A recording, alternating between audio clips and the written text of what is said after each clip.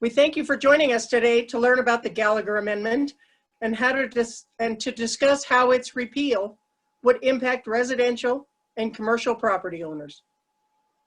If you're registered to vote in Colorado, and you all should be, you will see on your ballot a question asking if you wish to repeal the Gallagher Amendment listed as Amendment B. It's my hope that by the end of today's session, you will feel better prepared to make a decision that you can support when submitting your ballot. Before we begin, if you'd take a minute and locate the Q&A box on your Zoom control bar, mine is on the bottom right in the middle. This is where you will submit your questions for the panel. We will address them at the end of the session. If you have any issues, please click the Help button on the far left column on the webpage. Now, please help me welcome our panelists for today's webinar. Katie Kruger is the CEO of the Denver Metro Commercial Association of Realtors. DEMCAR represents 2,000 commercial real estate professionals and a $13 billion Colorado industry. Prior to joining the association, Kruger was an account executive at a national agency helping developers, builders, and city officials across the country to create smart, master-planned communities. Upon accepting the CEO role for DEMCAR, Kruger took the company on a 4-year tear, bringing a streak of growth that included a near 50% revenue increase and a 40% uptick in membership.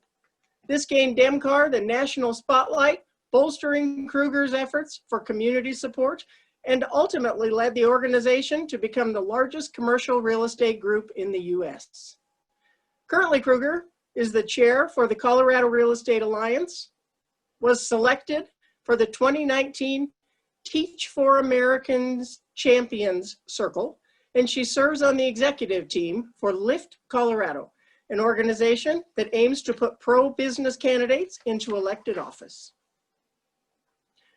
Jim Johnson is an attorney with Otten Johnson, where he assists real estate developers and owners in sophisticated land use and development matters. Jim's practice focuses on every aspect of the entitlement and development process for both infill projects downtown and master plan communities in the suburbs. He represents clients on the front end of development projects, from acquiring real property to securing annexation, zoning, subdivision, or other local government approvals. Jim has established an extensive real estate and land use practice, and he is a go-to resource for infill, greenfield, and brownfield development projects within the country. Liz Peets is the Vice President of Government Affairs at the Colorado Association of Realtors and has been with CAR since January of 2016. Ms. Peets specializes in policy development, advocacy, and legislative affairs, and directs the public policy efforts of CAR. She also oversees CAR's Legislative Policy Committee and candidate endorsement process through the Colorado Association of Realtors Political Action Committee. Ms. Peets is a licensed attorney in Colorado, Nebraska, and Washington, D.C. Prior to her current position, she has more than 14 years of experience in government affairs and legal analysis in Washington, D.C. and Colorado.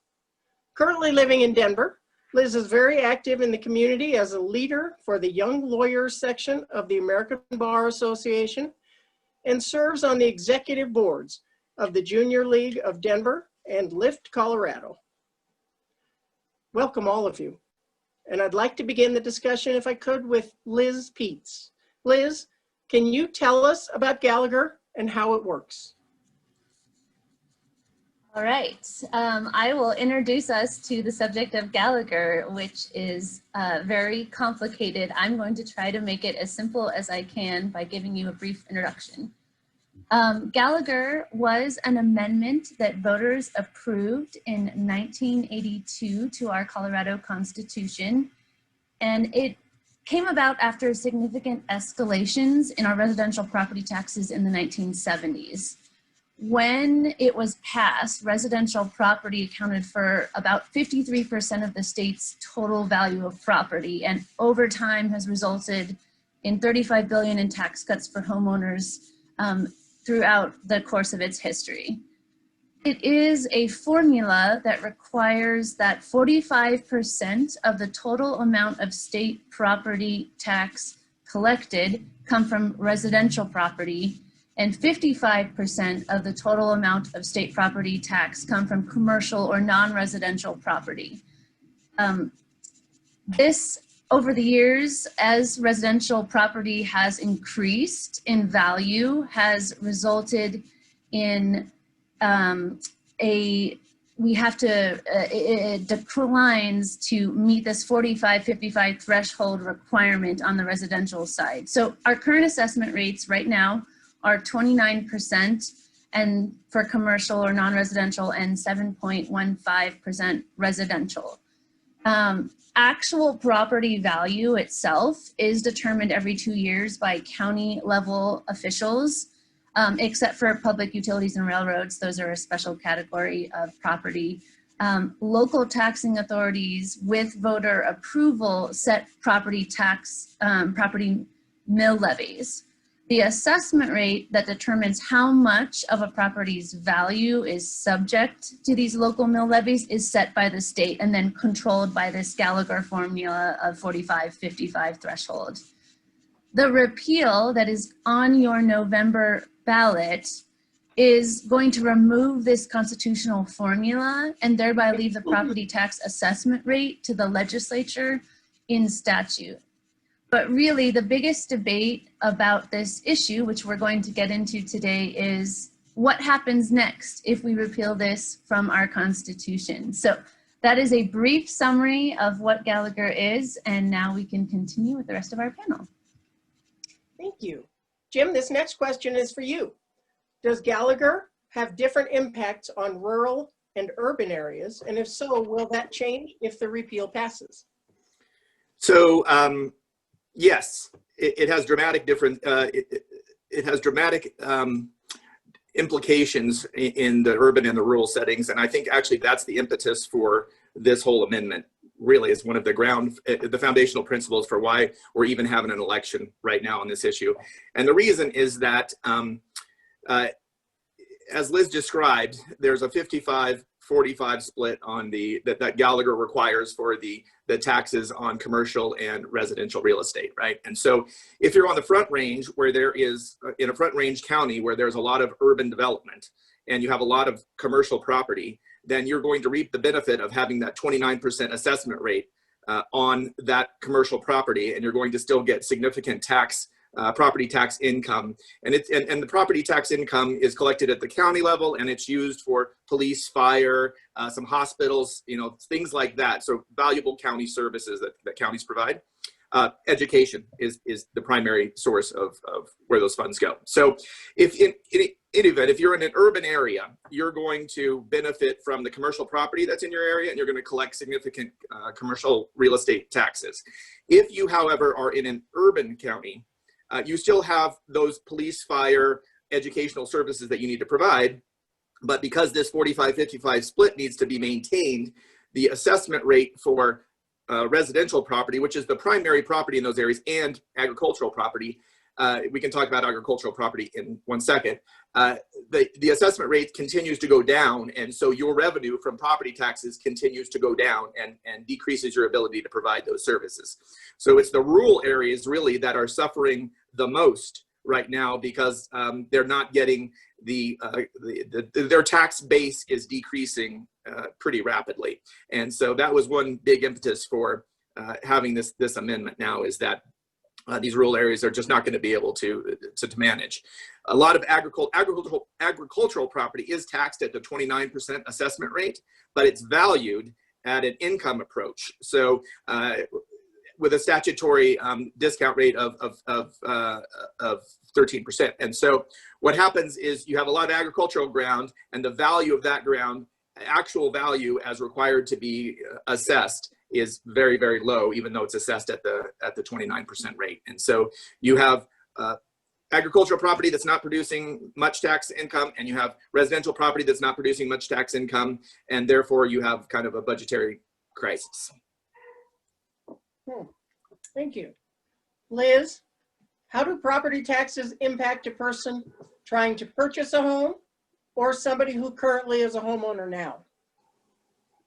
A great question, Barb. So what most people don't understand, maybe at the policymaker level, is how property taxes factor in directly into your escrow account and the way that property taxes are paid as part of your mortgage.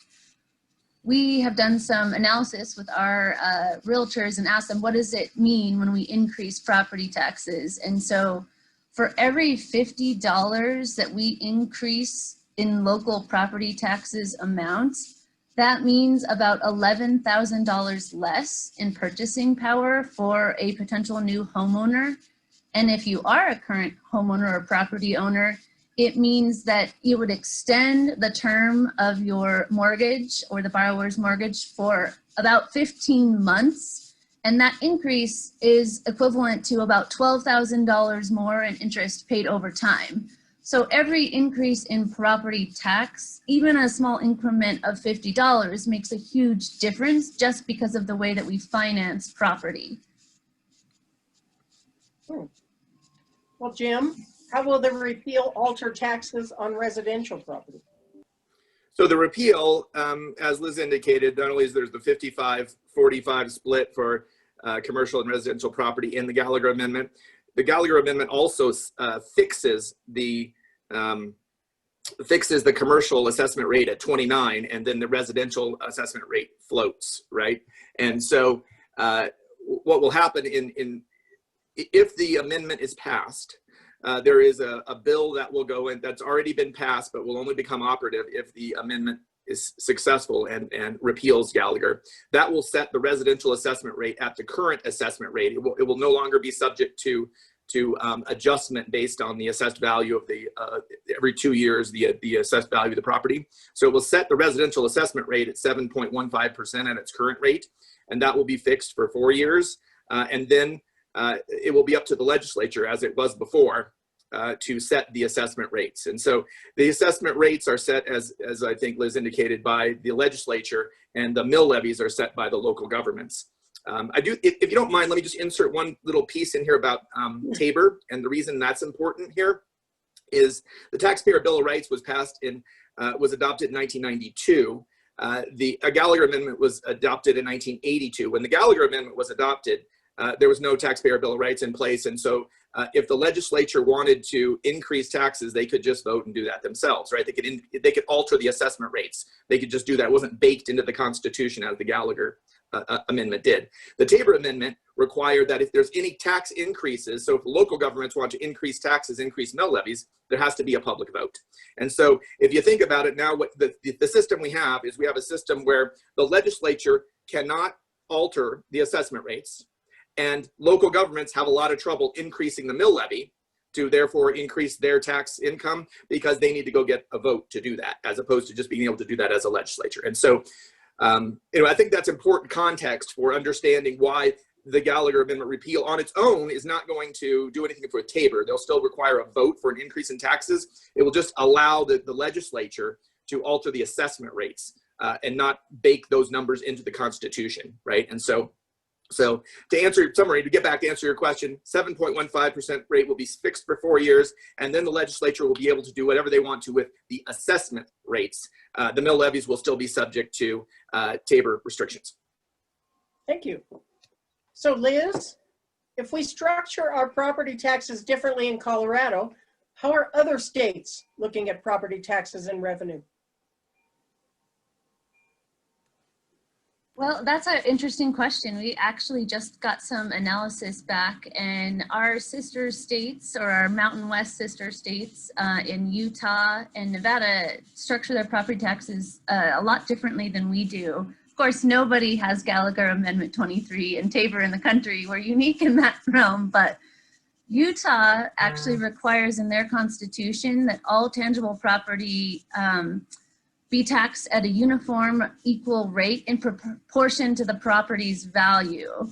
They do tax commercial, second home, and unoccupied residential at 100% of fair market value, but they have an exemption for residential property that is your primary household, and that allows them to assess residential property at only 55% of the value.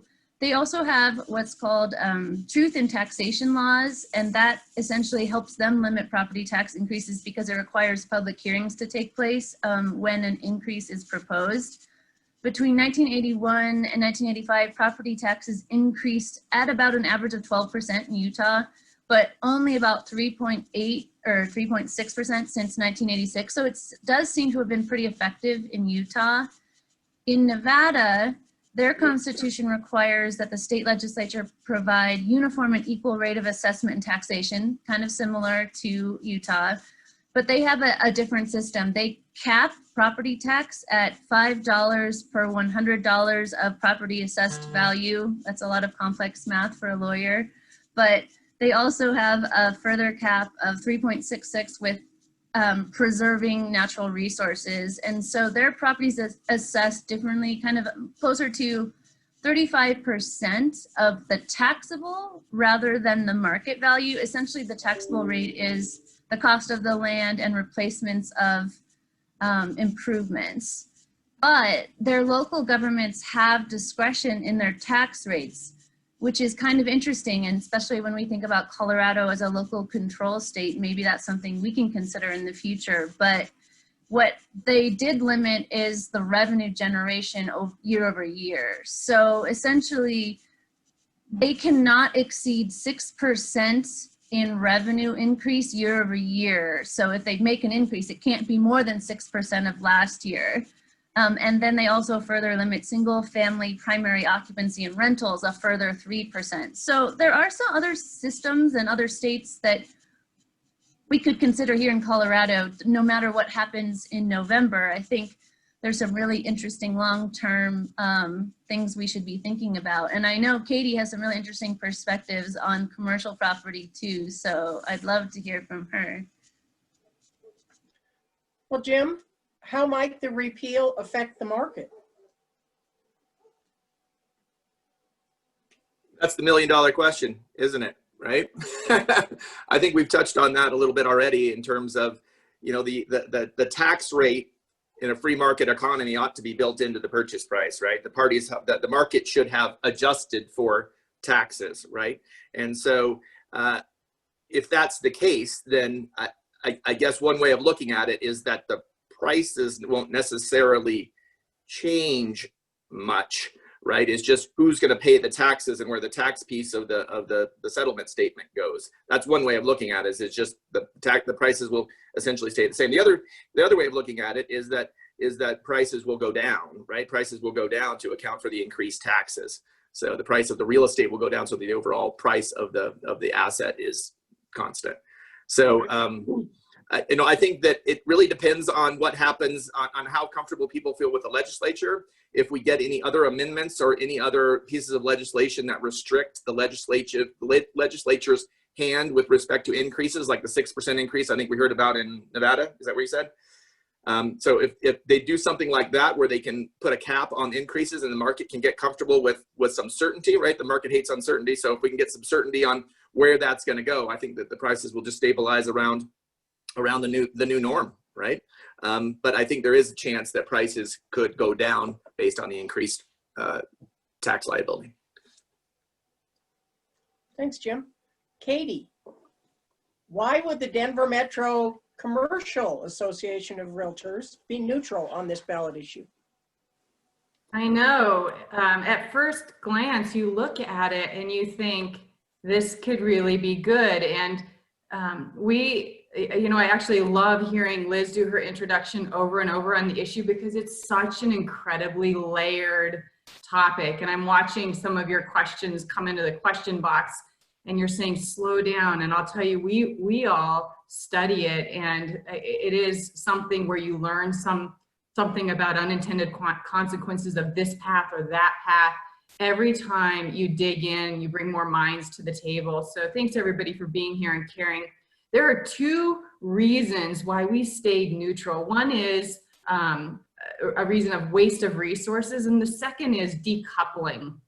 And so one of my most favorite things about this job is the money and might that comes with CAR and NAR. I love rolling into policy and campaign meetings with Elizabeth Peets, and it's like the realtors have arrived.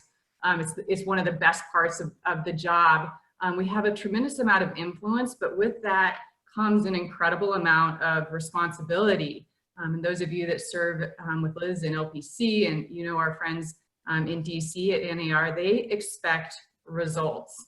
And when we looked at the Gallagher proposal on the November ballot, it removed from the Constitution what we have in place today, but did not have a plan. And that to us created uncertainty, and it didn't create results that we could go back to our partners with and say, this is where we're going. And rather than whining about it, we have pulled together 6 impressive CEOs, and Liz and I are there leading the way for the realtors, and we're charting a course ahead for an alternative, or I shouldn't say an alternative, a long-term solution. Regardless of whether or not it passes or fails, something has to be done, and it happens to be our time. We are the leaders in place right now. The baton is being passed, and we refuse to drop it. So more on that in a little bit. The second one is commercial likes to be married to residential. We like being coupled. And right now, the Gallagher Amendment keeps us in a marriage contract, kind of.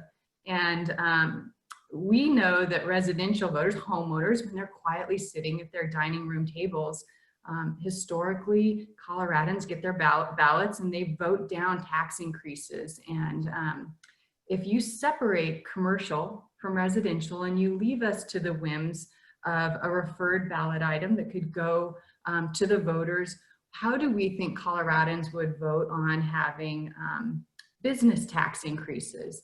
And we know a lot of our legislators are apt to attempt to do some increases on business taxes and fees right now. And so commercial feels vulnerable. And so that made it so DEMCAR couldn't possibly support it. And our relationships with the realtor family made it seem unreasonable to spend money and might opposing it. And so we're neutral and we're working on the long game. Well, I have a follow-up question for you then, Katie. If DEMCAR couldn't find its way to support this November proposal, what do you think we should be doing about Gallagher? Oh, that is the question. And one of the things that we say when we're together, the 6 of us working through this, is we have to pick something. Let's do our very, very best. And these are some of the best minds out there working on this. And we're sucking up information from anyone who wants to talk about Gallagher. So I'll put my cell phone in the chat here in a minute. If anybody wants to talk about Gallagher, I will make time. We are meeting this group, and our aim is to put 2 or 3 bills in front of the state legislature, potentially in January. We're doing a study, and Liz is studying on her own with her team, and we're doing an external funded study. And we think we know a couple of options that will be a good choice, but we aren't going to comment on those until we have real data. The 2 pieces that have to be in the solution are certainty, which I just talked about, and a solution that that takes care of rural. Several of us on the call have our whole families, our extended families and loved ones in rural Colorado, and we're close to the issue and hearing the stories regularly. A note on certainty, I'll tell you this, right or wrong, the Constitution creates a layer of protection for our business. So we in commercial often say, we're not looking for a discount, we just want to know what our taxes are. And so while our taxes are very high by comparison to residential, most of us say, just tell us what they're going to be, help us figure things 5 and 10 years out. And so the Constitution makes it harder to change that. And so we look carefully at what else the Constitution could be used for in the future. A note on education funding. I have found a couple of stats to be kind of thought-provoking for me recently. One is property tax revenue over the last year has increased by 15%. So I'm talking about the whole big bucket, like all the funding for, say, education that goes into the big bucket, up 15%. And when we look at over the last 5 years, it's grown by 53%. And when we talk to our education advocates that are in our group, and we meet weekly and we study education right along with property tax, they say our per pupil spending is about right. to get good results. If we look nationwide, we think it's about right. And so we're starting to ask ourselves, is it about how the big pot is shared? And I don't have an answer for you yet on that. We think there's something there, but we're working on it. Well, Katie, I have one last question for you. I kind of feel like I'm picking on you a little bit here, and we'll a little in a minute. Is there one big hurdle or question that makes developing a new proposal particularly difficult? And how does this relate to the way realtors might approach casting their vote? Right, you know, certainty is the difficulty, creating enough certainty that all of our groups of influence will get behind it. The big question, Jim talked about it earlier, is since Colorado has Tabor, why don't you feel good about putting it, allowing this to pass in November and allowing it to be in statutory law? It will go to the voters. The voters will have to vote on a tax increase for commercial. We just think when you decouple commercial and residential, commercial is more vulnerable. And I'll tell you, if a commercial tax increase goes to the ballot one November, we're all in it. You know, I'm going to be on this Zoom asking for money, and we're all going to go and fight that together. And we've watched our state legislature, our elected officials at the state house, as recently as this last May. They presented, you know, we're in the middle of the pandemic, times were tough, and they presented a package of anti-business bills that were defeated, thankfully. But it kind of shows us where their minds are, how some of them might think about recovery, and it doesn't make my leadership feel very comfortable.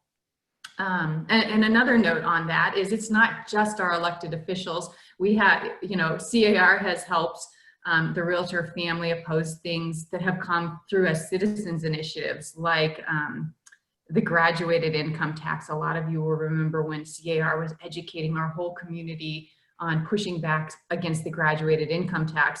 Those same groups also look for ways to go to the ballot, and sometimes they have tremendous amounts of funding from out of state, and so we worry about what could be.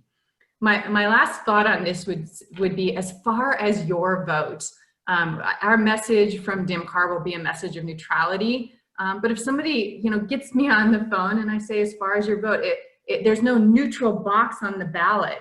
I guess the way I look at it is a no vote maintains certainty right now, and a no vote allows residential property taxes to go down at a time when the economy is hard. Now, it leaves in place issues, and we're working on those issues very hard, and we will do something about those. But it's a tough thing. We're neutral, but the real work that has to be done is in the long-term solution. There's no getting out of the project Liz and I have ahead for the next year.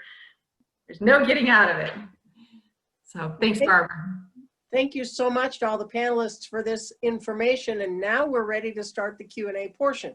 If you haven't already submitted a question, now is the time. Please go down to the Zoom Q&A box in the middle of the bottom and leave a question. I've read through them and they don't specify who they are to.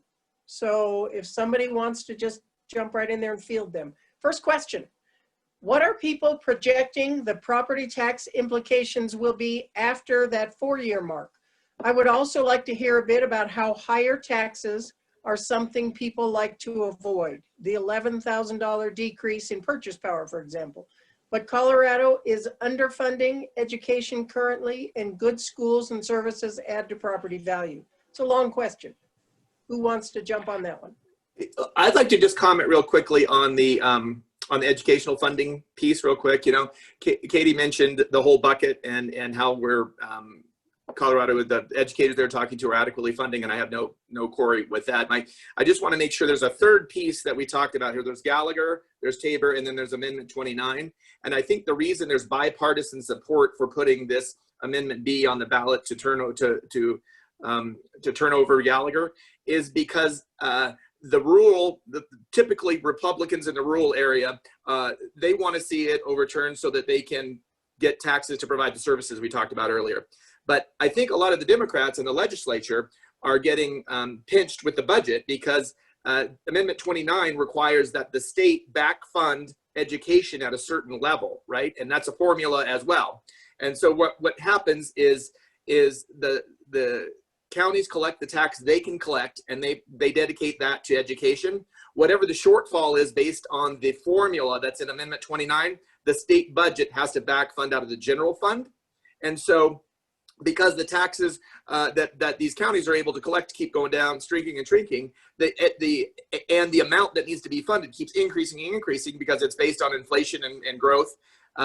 What happens is that a larger and larger chunk of the state budget, or the general fund that the legislature controls, is dedicated to education, and they don't have any discretion over it, right? And so that's a problem for the legislature, right? They're having less and less money to spend on providing, I don't know if it's more and more services or less services, it's just a problem for them. And so I think that's why they're trying, that's one reason why I think the Democratic contingent in the legislature is supportive of getting rid of Gallagher, because it helps that budgetary issue, because they can then manipulate the assessment rates to get the taxes where they think they need to be in order to not have to take such a huge chunk out of their budget for educational funding. So I just wanted to make sure that I mean, it is right. It's already complicated. It's complicated. Now it's complicated again, right? And so that's the reason that the budgetary issues in Colorado are so complicated, because there's an intersection of 3 amendments that are arguably at odds with each other on how the funding comes in and how it's used. And so it's a problem. Thanks, Jim. Holly, you wanted to answer this also. Do you have more to add? I think Holly was just answering that we were answering it, but I want to add something to that conversation. The other thing that is not in the room that we need to think about also is special districts. So special districts are a whole nother level of taxing on top of mill levies, mill levy overrides, and whatever the state backfills in the general fund. And there is not very much transparency around that. Special districts could be anything from the scientific and cultural facilities district that funds the zoo and all the fun things we like to go do, or it could be a metro district that helps us fund infrastructure and development, or it even could be a special taxing district like a fire district. And those are taxes that come on top of all these taxes that we're talking about in property taxes. So one of the things we need to think more broadly about is our entire holistic property tax and taxing scheme, because if we were to think more holistically about diversifying where we get revenue from, so it's not simply from property taxes or voter approved taxing increases, or even these special districts that we may or may not have enough transparency into, we also need to think about the school funding formula. How are we actually funding education? And with the requirements under the amendment that Jim mentioned, it is a complex mess in Colorado, but we need to think, instead of being in one silo of how we fund things, we need to think about the entire taxing scheme. And so that's one of the complicating factors of this Gallagher repeal on your ballot, because you're only getting to consider one piece of these amendment pies, not all of them at once. So that's what complicates our decision as voters. Next question. Can any of you speak for the changes or concerns for commercial to residential marriage in light of COVID and the possible changes in work from home and shuttered small businesses, creating vacancy or limiting the tax base further? Katie? Sure, that's a great question. And it is important right now in that, well, I'll tell you this, we'll tackle the office sector, because it's a great example of your question. Yes, we are seeing more people ask their employers, can I, if you ask the world, what one thing would you keep from this time? What have you learned? And most of us are like, I hate this, I'm ready to go back.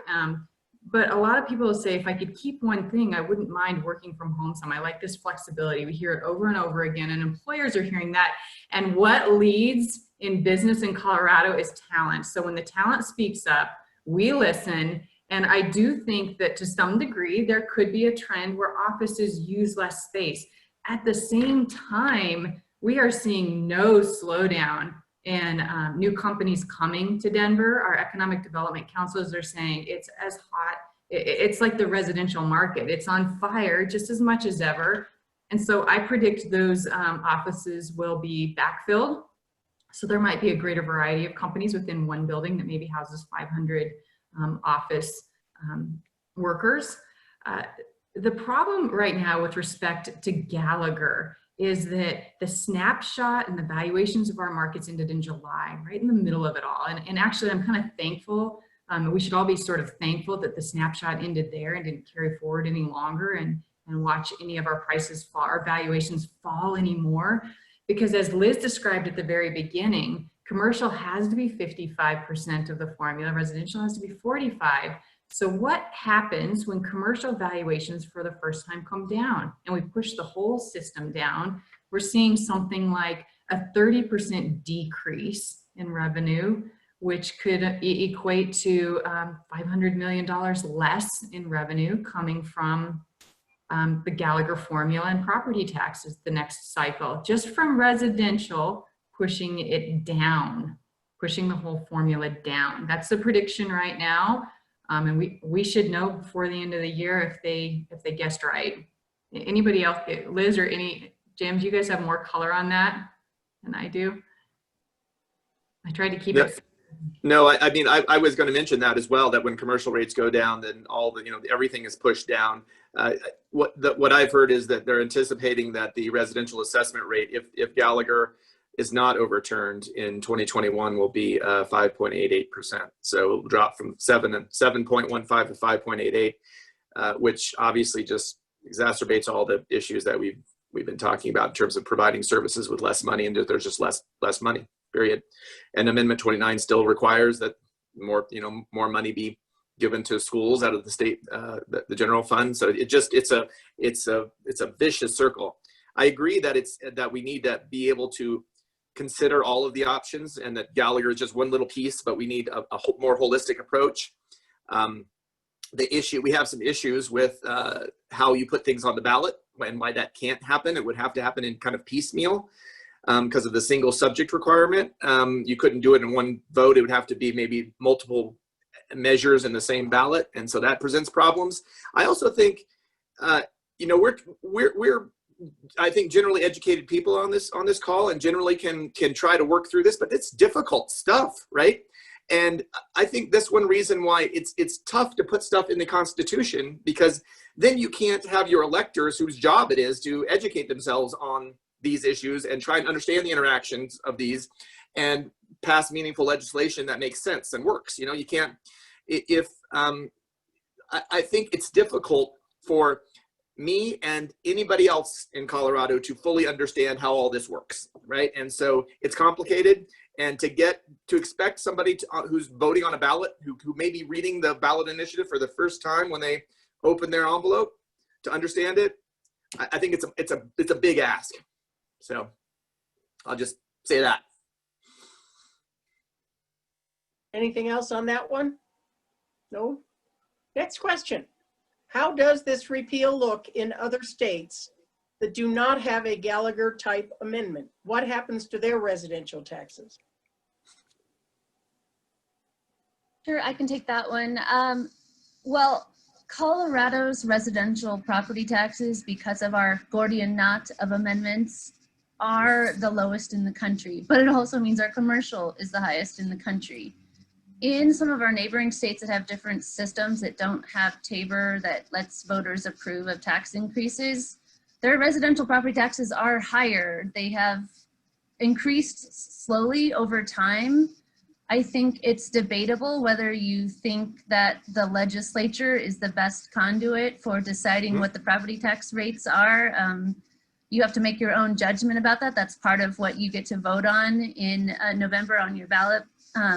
I don't know that it's easier when I can say we have split control. When we don't have split control, that makes it more difficult for one party to have an outsized influence on how we should change the way we assess property. I mean, just knowing that even the bipartisan legislature was able to change the language of the ballot in the Blue Book makes me a little hesitant to trust that the legislature, without voter approval of Tabor or anything else that we have, might be the best decision maker. But again, that's a decision everybody has to make for themselves of, do we think the legislature should be the one who gets to decide? I think it's likely our property taxes go up at some point. The question will be, who's gonna bear the burden of that? Is it commercial? Is it residential? Is it both of us? We are in a very tight budget situation right now post-COVID. So we have to find revenue to fund government services somewhere. And the question will be, where do we get that from? Thanks, Liz. Another question from Aaron. Do any of you see Tabor as a more needed protection if Gallagher falls? It's been under attack for years, so I wonder if that will make Tabor more popular.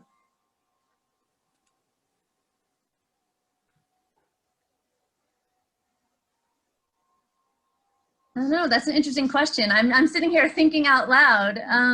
I think it is easier potentially the more you remove out of the Constitution to get momentum to take another formula out of the Constitution, but that could be a good thing. And if we didn't have as many formulas in our Constitution, because it might give the state government more flexibility to adjust and fund the government they want to fund. But if you're a taxpayer, maybe you like having approval over whether or not your taxes go up. I mean, Tabor is pretty popular throughout our state. You can tell by the fact that whenever a tax increase goes to our ballot, people most of the time vote it down, no matter what party they're from. So I think there are some parts of Tabor that lots of people like, and it might be something that we want to modify, but maybe in the future think about doing it strategically, because there's a lot of folks that like what we have. I totally agree, Liz. And Barbara, if you don't mind, and I guess I would add on with Liz, is it could go either way. It could bring Tabor under attack, but my gut instinct would be those people who love Tabor might protect it even more. So that's to be seen, whoever asked that question. I have one comment on the last bit about taxes in other states, the previous question. One of the things that we do know is that our residential rates are extremely low nationwide. We compete very well. We're kind of we're close to the lowest, if I recall. Now on the commercial side, we're not the highest, and we compete okay. You know, and like I've said before, our board just wants certainty. We groan at our valuation increases, and we pay high taxes. But we are able to do business as landlords and maintain good tenant makeup in most cases. And so our commercial, I don't think we would want to see it go any higher. Our EDCs would squeak and say that's going to make it harder to sell Colorado. But right now we're okay, we're competitive. Residential is terribly low in some cases for funding. But, you know, like I said, we're married. And when it works well for homeowners, it works well for business. So we want the talent to be taken care of so commercial keeps thriving, and they need houses. So Great answers. Next question. I just did, and this is anonymous, so I'm not sure who I just did, but it wasn't me. I just did a quick search on a $500,000 property in Ogden versus Denver. The taxes on the Denver property are about half. If you extrapolate that out, that's a pretty significant increase at varying price points. Is there any concern that this will happen here in the long run? Well, I think if Gallagher's repealed, it's absolutely a risk, right? There's, you know, that what you're doing is you're essentially putting the assessment rates in the hands of the legislature, and then there would have to be a corresponding decrease in the mill levy, right, to offset that, to make taxes be flat, but that's probably unlikely to happen. So I think that's absolutely a risk. I mean, I don't know if either, you know, if you have any other comments on that. I don't see how it could not be a risk, though.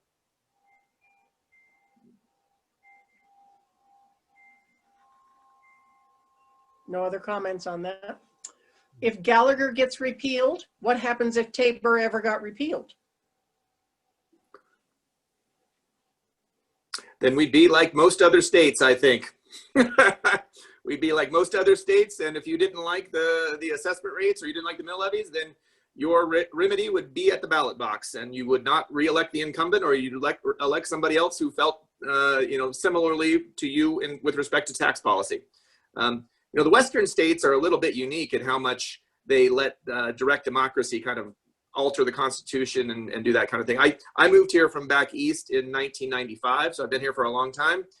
And this was kind of a new thing to me. But back in, say, Virginia, it's the legislature's business to alter to set all of this, and you can't amend the Constitution by initiative, and so it's a whole different ballgame. So I think we would be we would be with the other majority of states if that happened.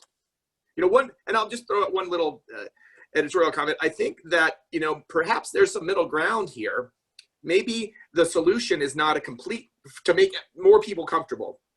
To the extent people are uncomfortable with just a complete repeal of Gallagher, there might be some middle ground, right? Where you set the commercial assessment rate at 20% and you alter the ratio, maybe 50-50 or something like, so you're still wedding the commercial to the residential real estate, and you still have some certainty with respect to how the valuation happens, and maybe the residential rate still floats, but you change the proportions and you change the fixed rate for commercial, and it's a little bit more balanced. I don't know. I mean, at the time when Gallagher was passed, it was the difference between residential and commercial valuation was much closer than it is now. It's like 80-20 now in favor of residential. And that's a big part of the problem, right? So there's a way to tweak it and keep it. I don't know if that's the right answer, because then you still have all this, three intersecting problem with the other two pieces, but it's a solution that maybe makes people feel comfortable. And I don't know, Katie, if that's something that you guys are looking at, but that's one potential solution that just occurred to me. So we have ideas similar to that on the list, and hopefully the study kind of shows the way ahead. We recognize that Gallagher has lived for 40 years and we've been picking at it for a while, and that when we are 70, 75 years old, our kids could tell us we chose wrong. So right. We're taking a lot of time to mentally walk down every single path. And sometimes our list of concepts is 5 and we weed them out and it goes down to 3 and we gain a couple.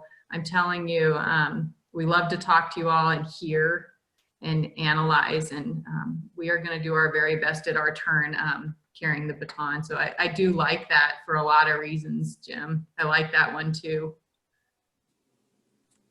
Great questions and answers. Virginia has a question. Is anyone looking at changing the arcane system of tying education funding to property taxes?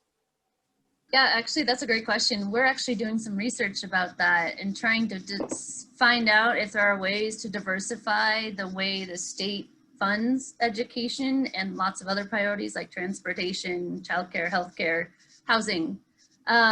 In Minnesota, for example, they have a bill where they basically diversified their revenue stream away from solely property tax revenue, and that could be a model for us to think about. Their bill actually has a lot of complicated Minnesota-specific things that we couldn't transport to Colorado, but we're researching that possibility of how do we holistically fund all the things the state needs and maybe make this pressure on education and the general fund less dire.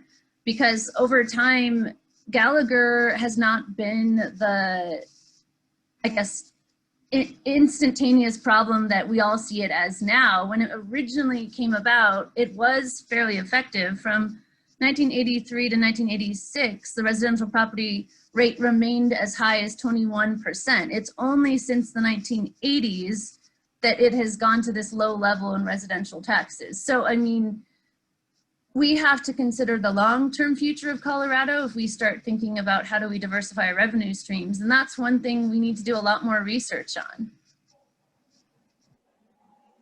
Thanks, Liz. Question from Aaron. Is it better to wait for a repeal and replace that we have a voice in actively drafting?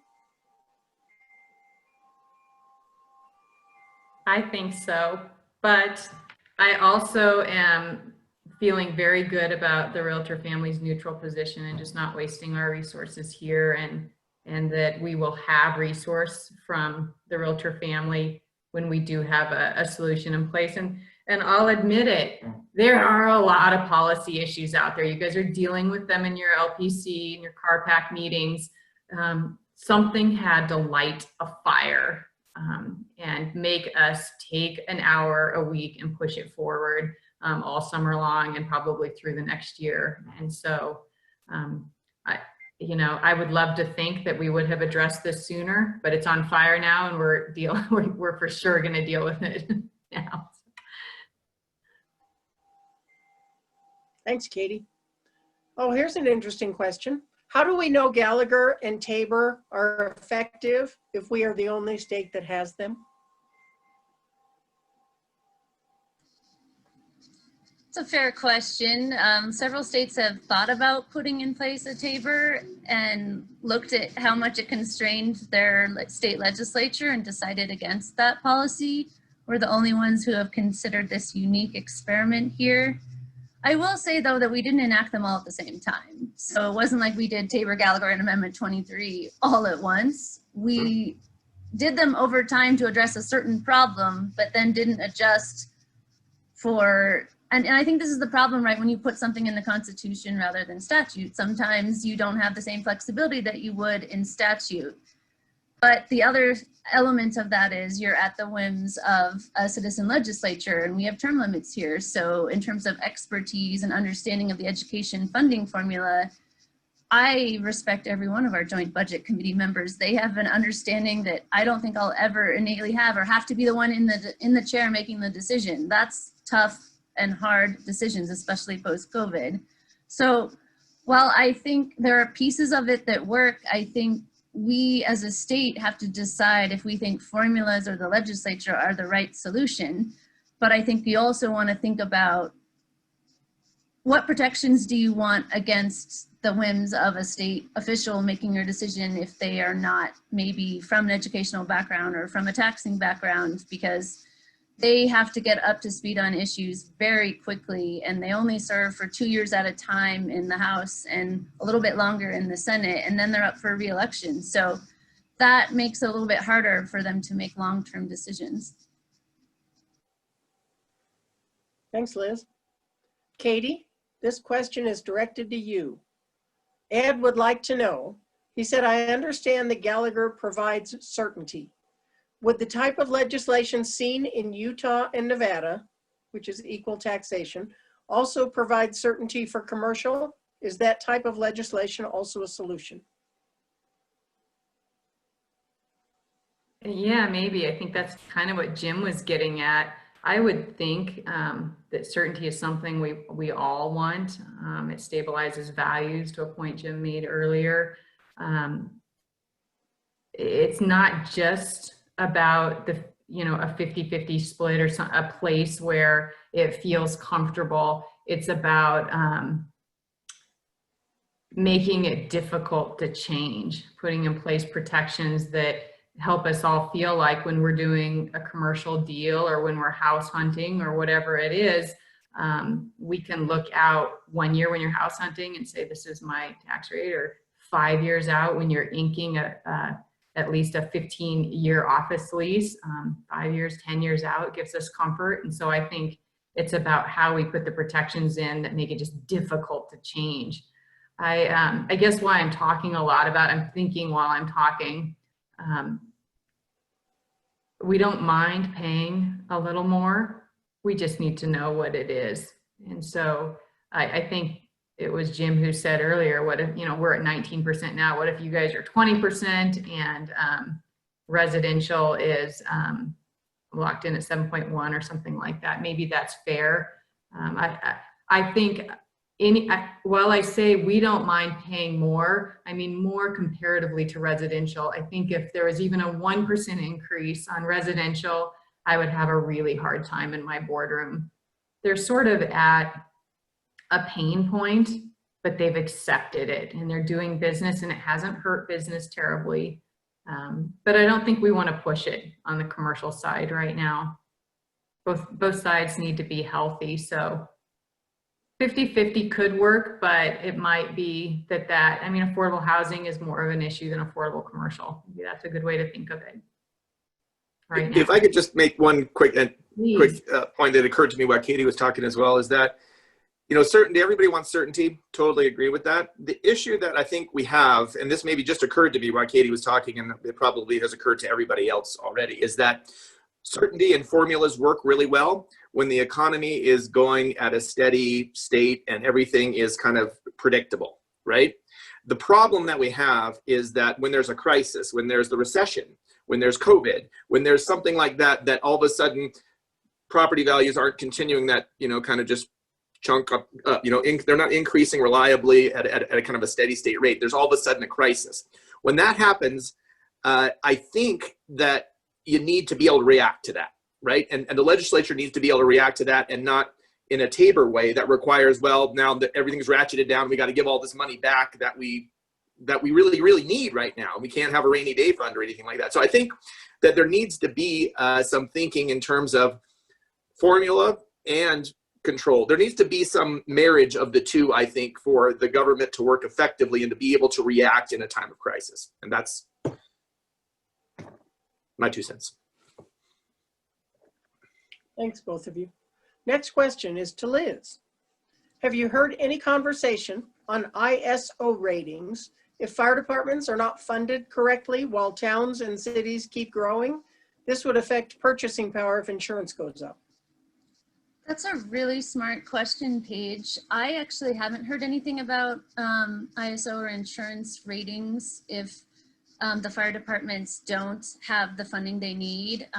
There are some fire districts that are going ahead and de-Gallagherizing. I know we've heard of debrucing for Tabor, but there's now de-Gallagherizing. So they're trying to extricate that revenue that is for essential services. So that could mitigate some things. There's also talk about some legislative proposals that could come in January about letting locals have more control over their mills. So that could affect that. But I haven't heard any specific rumors about the connection between insurance rates and fire district funding yet. But I'm going to keep an eye out for that issue. That's interesting. Great question, Paige. Thank you. Next question.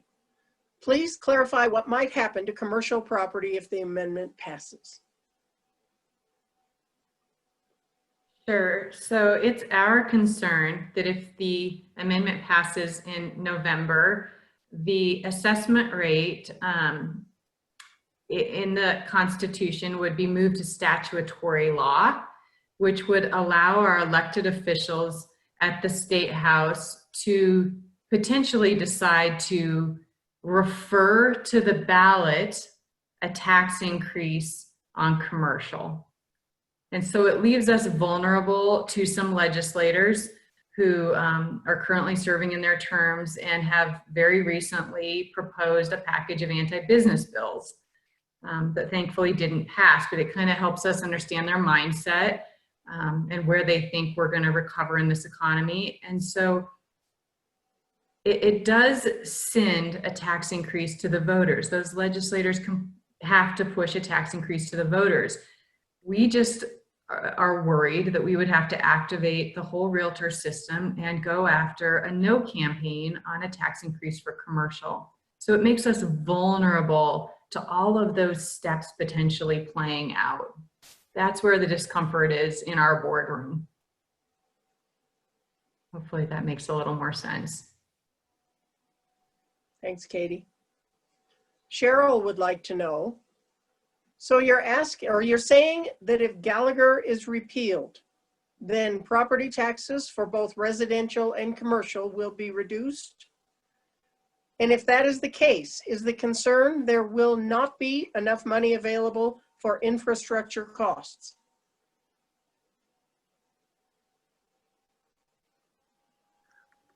I'm happy to at least start that. I don't think that's what we're saying. I don't think that we're saying that property taxes will be reduced for residential and for commercial.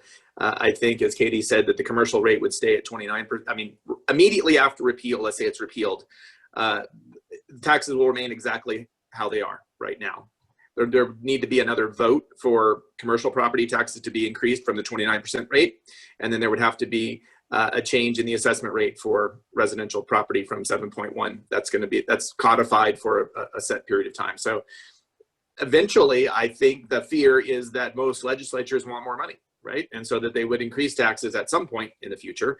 But I don't think, I'm not hearing anybody saying that the taxes are going to go down. Now, if anybody else has a different feeling on that, I'm all ears.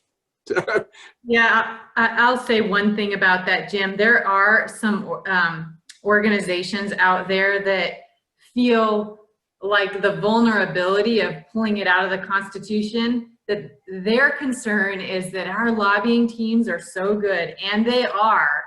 I love the CAR lobbying team. And if you get our team going with the chambers and they get in there with our legislators, that they will be able to bring the commercial rate down. I wish we were that good. I wish it looked like that was what I thought would happen, but I don't think that's as likely. But it's interesting that sticking point of uncertainty brought us all together, even though we're worried about an increase, and some of these other organizations that are with us in crafting the way ahead are worried that commercial is going to see a decrease. So we're actually buddies in finding the way ahead, which is, policy makes for unlikely friendships. And so it's good. We are a very diverse group of 6 or 7 of us. And it's kind of an equal mix of groups that are in favor of November, opposed to November, and neutral.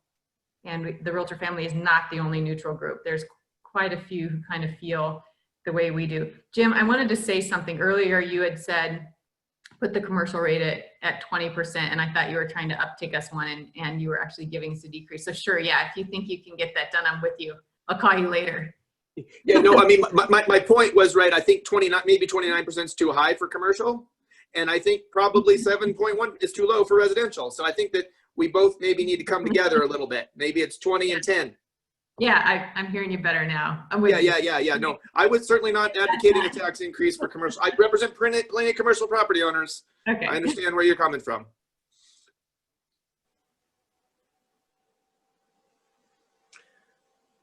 Next question is a quick amend to the question regarding Colorado property tax ranking. The 43 out of 50 is that Colorado is ranked 43 out of 50 states, so 43rd lowest effective tax rate. Comment. Next question. Does Tabor only apply to changes in the mill levy, or would changes to the taxation rate, percentage of assessed value, fall under Tabor also?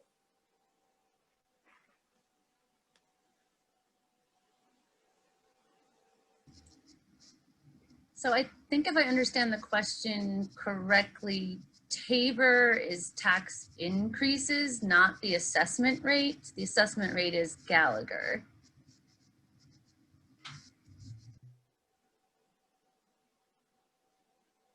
The other thing, I guess, that might be worth thinking about, depending on kind of what this person is getting at, is some areas of Colorado have approved a floating mill levy that can move up and down. So potentially that can fluctuate without any voter activity. So just to be clear on that fluctuation, that is voted on initially for allowing that to happen, right? And so there's a vote to allow the mill levy to float and increase to offset any issues associated with Gallagher, right? And so so it's voted on once, it's just not voted on every time. And you're agreeing, as if you're voting yes for the increase in taxes, that formula can be applied moving forward every other year when the assessments are redone. So I don't have any more questions in the queue. If anybody has any questions, throw them out there. In the meantime, if any of you have any more comments to add while I'm waiting for questions. Sure, while we're waiting for final questions, I would just add that I hope that today's webinar has been informative to you as you fill out your ballot. One of, I think, 11 different things you're going to consider on your ballot. I'm sure the post office is going to have a lot of thick ballots to start getting out when we get to October 9th. But If you have any further follow-up questions, I put this in the chat as well. There's a wonderful webinar from the Common Sense Institute that talks about what's on your ballot, and they actually have both sides of most of the issues there that they're presenting. So that's another great source of information. And thanks for sticking with us in a complicated topic. Gallagher, Tabor, and Amendment 23 are unique to Colorado, and they are complicated. As you can tell, there's a lot of potential unintended consequences that we may have to consider when we're making our or casting our vote this year in November. So it's a very important vote, and I just hope you educate yourself and your neighbors and turn in your ballot to your nearest drop box. There's lots of options to vote safely this year, and we're just happy to have you participate with us this morning. Thanks, Liz. And here's a question that looks like it's headed right for you again, Liz. Tammy would like to know, the position Carr would like us to take, repeal Gallagher, right? Get off mute here. We are in the same place as DemCar. We are taking a sort of concerns neutral approach. We think this repeal of Gallagher doesn't give us what we would like to see in terms of a long-term replacement or alternative solution. We would like to see more work be done. So we are not choosing a side. It is an individual voter decision for you based on your personal preference. But I think we would like to see more work be done because we see problems in both supporting and opposing this proposition, or Amendment B, I should say. Thanks, Liz. Good question, Aaron. Have any of you on the panel seen the voter blue book position on Gallagher? Do you feel it's a good summary and representation of the complication? Katie's dying to answer. Oh, I was hoping Liz would take that one. Maybe the best way to answer that would be to share a link to the article that places, there was a great article a few weeks ago. It puts the original kind of what I think of as the nonpartisan, what Coloradans expect out of ballot language so we can make a decision, the first draft right next to the final draft. And I'll speak candidly. I think it's poor form by our elected officials to have made the changes that they did. It reads much more like what I see when I'm working on a campaign. The current ballot language looks like a campaign message in favor of the repeal versus the original language really explaining what it is and what it does fairly. And so, you know, I don't know if Liz would be willing to talk about this, or well, now I'm putting her on the spot, but we've had a lot of conversations about what does this mean if they do this again? What should we be doing about the fact that they did this? Yeah, and I think I found the article in Colorado Public Radio that has the side-by-side. So putting that in the chat for those that are looking for it. I think that is the big question, right? No matter what you think about whether or not we should repeal Gallagher and what's in the Blue Book this time, do we think that it is proper for a legislature or legislative council to overturn or change nonpartisan staff language so dramatically? Because it does set a precedent for future ballot initiatives. And I think that is troublesome to many. Time will tell whether or not we see reform of how we put forward the Blue Book in the future, because I think this particularly caught a lot of folks off guard, and there were a lot of media articles about this. And it is a change from the norm of what we normally see. Normally, you don't think about the Blue Book being a partisan process, and I think that's what we would like to maintain. So I think it's a very important consideration for us to think about, is whether or not our current system is meeting our expectations for voters. Thanks, Liz. Haley has a good question, and I'm not even sure who I would pick to answer this. What ideas do you all have for diversifying our taxes so that we do not rely too heavily on property taxes to fund education?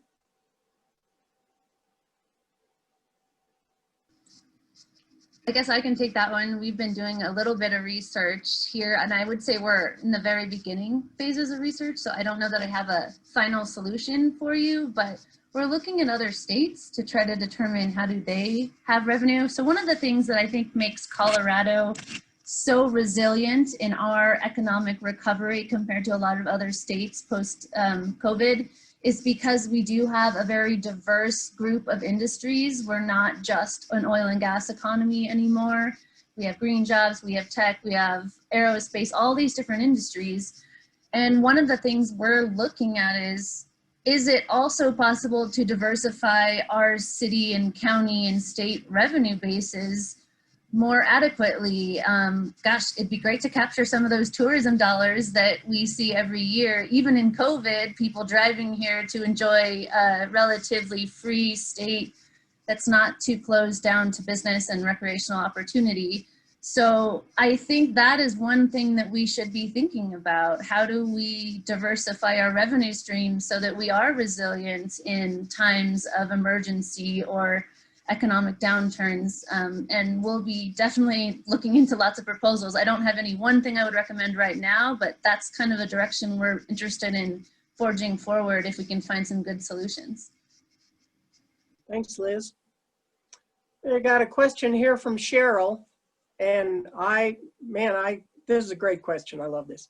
This is very concerning to the average realtor, let alone the voters. I have not seen any advertising regarding this ballot issue. Is there some sort of FAQs about the subject that we as realtors can share with our clients?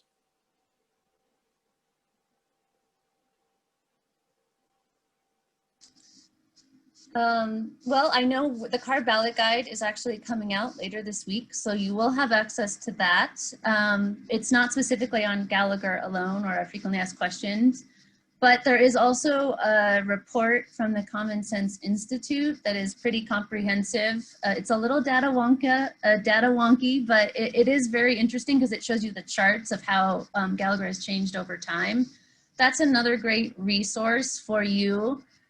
We will see if we can find some other FAQs out there that we can share with the realtor community, but those are the first resources that I know of offhand. I don't know if Jim or Katie, you know of other ones that might be good to also reference.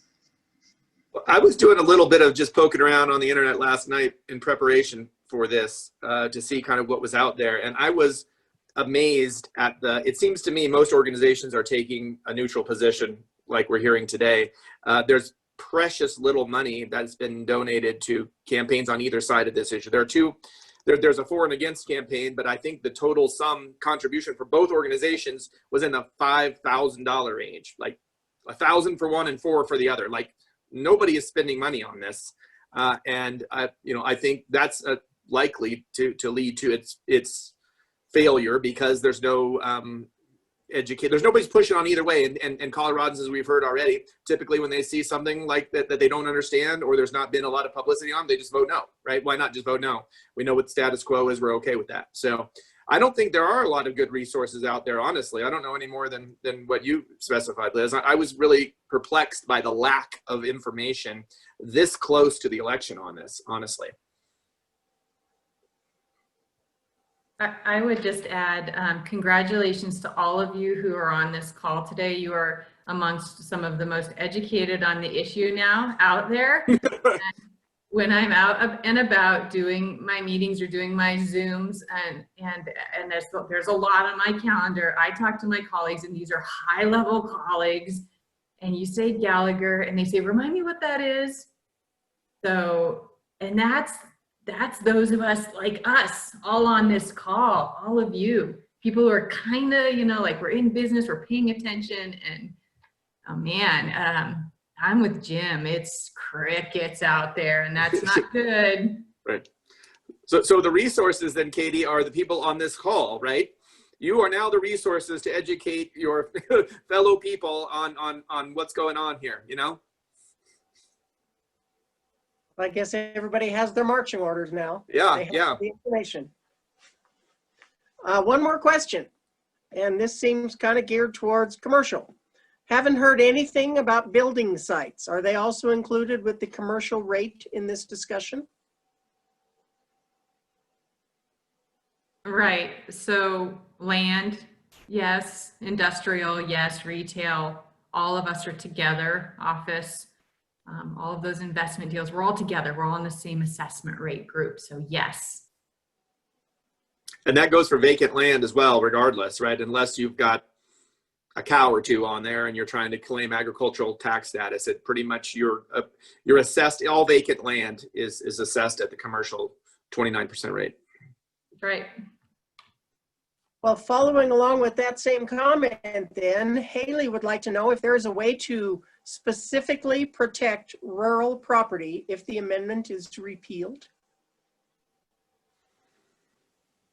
So I don't think that the repeal, I want to make sure I'm being accurate here, and I think I am, but maybe the repeal doesn't, one thing that Gallagher does do that we haven't talked about, and Liz, maybe you can correct me if I'm wrong here, is it sets the 3 ways for how property are valued, right? Cost, market, and income. And it requires that agricultural land be valued at the income level, which I talked about earlier, which is typically a very low valuation. And so agricultural land, I think right now is protected by having an income approach with a statutory cap rate of 13%. And so that provides a very low actual value for the property. When that's multiplied times 29%, it's not a significant number. And so I don't think anybody in the whole state of Colorado would rest the solution to this issue that we're having right now at the feet of farmers, right? I don't think anybody thinks that's a good idea. And so I think that how it's structured now would likely protect still the agricultural land. Now I'm open to being wrong on that. I think that's right, but I'm open to being wrong. No, I think that's right, Jim, and I would agree with you. The other interesting thing to consider is there are some folks out there in the policy world who are saying that we actually are not counting our commercial correctly. They're saying there's a lot of nonprofits out there that are basically acting like a commercial or private sector business, and they should be incorporated into the non-residential assessment ratio. That's never really come up at the legislature before, but it's interesting that people are starting to look at all of our property classifications and determine which one fits in which type of property. I know for realtors, one of the things we've watched very, very closely is short-term rentals, because we don't think they belong in non-residential property because it is a primary property right to be able to use your property. But there are folks out there that would change that, and we've seen legislation in those realms. So I think there's lots of types of property classifications that if no matter what happens in November, and if it gets repealed or it doesn't, I think the classifications of property will continue to be a topic of conversation.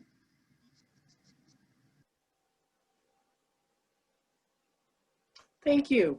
We are rapidly running out of time. If any of you have any final comments before we wrap it up, in case there's any questions that somebody has like 1 or 2 more minutes to ask. Any of you have any final comments?